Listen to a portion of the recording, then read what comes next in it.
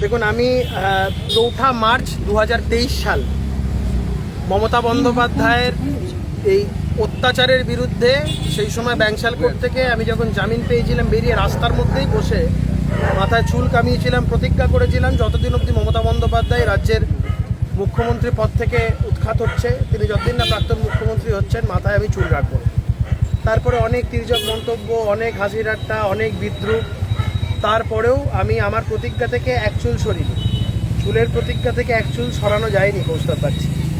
তো এই নিয়ে অনেকে কটাক্ষ করেছেন, কিন্তু আমি তার কোনো জবাবও দিইনি। আমি আমার প্রতিজ্ঞায় অনড় ছিলাম। আলটিমেটলি 4 মে এই রাজ্যে বিজেপির নেতৃত্বাধীন সরকার প্রতিষ্ঠা হয়। বর্তমানে রাজ্যের মুখ্যমন্ত্রীর নাম শুভেন্দু অধিকারী, বর্তমানে রাজ্যের প্রাক্তন মুখ্যমন্ত্রীর নাম, সদ্য প্রাক্তন মুখ্যমন্ত্রীর নাম মমতা বন্দ্যোপাধ্যায়। আমি আমার প্রতিজ্ঞা রেখেছি, আমি আমার কথা রেখেছি। মাথায় আবার চুল গজাচ্ছে। আমি চিন্তা করলাম প্রথম যে চুল কাটাটা সেটাও রাস্তাতে যখন বসে মাথা নাড়া হয়েছিলাম, তো প্রথমবারও চুল কাটাটা রাস্তাতেই হোক। তো এটা বলতে পারেন